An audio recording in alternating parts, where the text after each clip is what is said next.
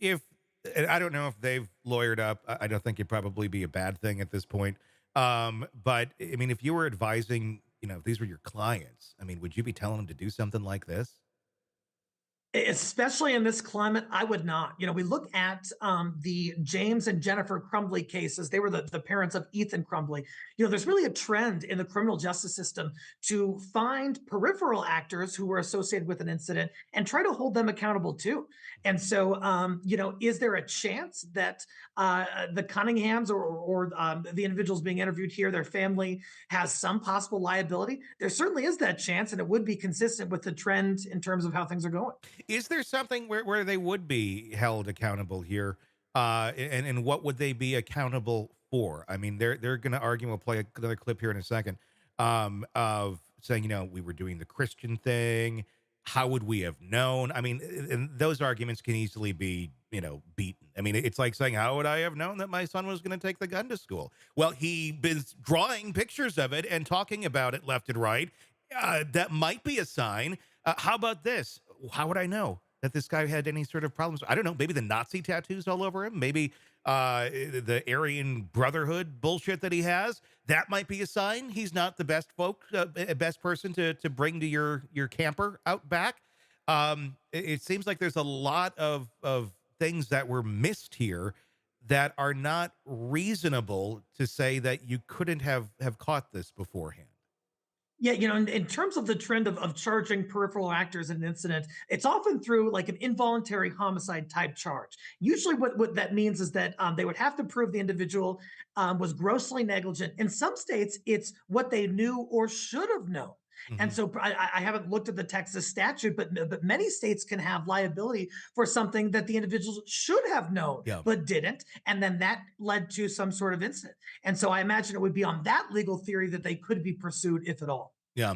Let's take a look at this last clip. It's grandma not taking any responsibility for any of it either. We know there's other families doing exactly the same thing somewhere.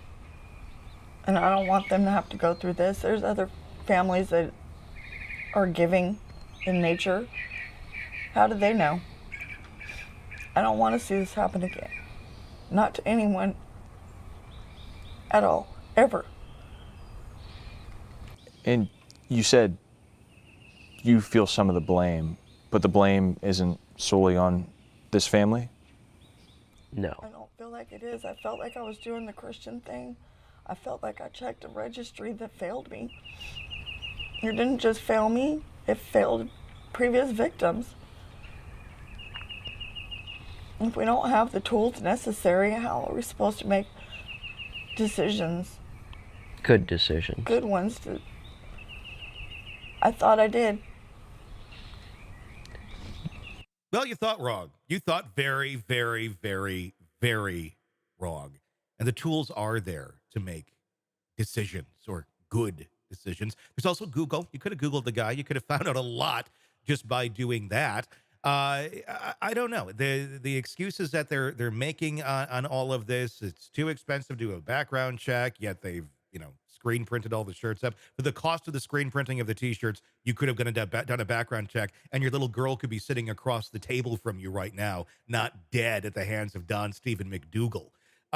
It just is this a family that is just really trying to process and mourn, but can't and is not capable of taking any responsibility or any sort of blame because that is just too harsh of a pill to swallow right now. Yeah, a heart-wrenching scenario that they're dealing with, no question. And when something like this happens, especially at the hands of another, it's probably hard for them to come forward and admit, hey, this was probably my role in it.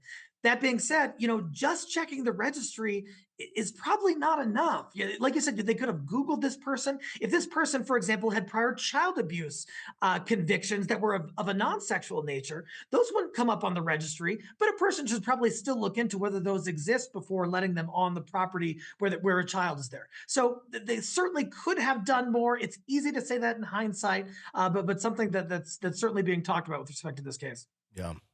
Hey, it's Tony Brueski. If you like the podcast, be sure to like, subscribe, and press that bell so you don't miss any of our updates on the cases we're following for you right here at the Hidden Killers podcast from True Crime Today. And thanks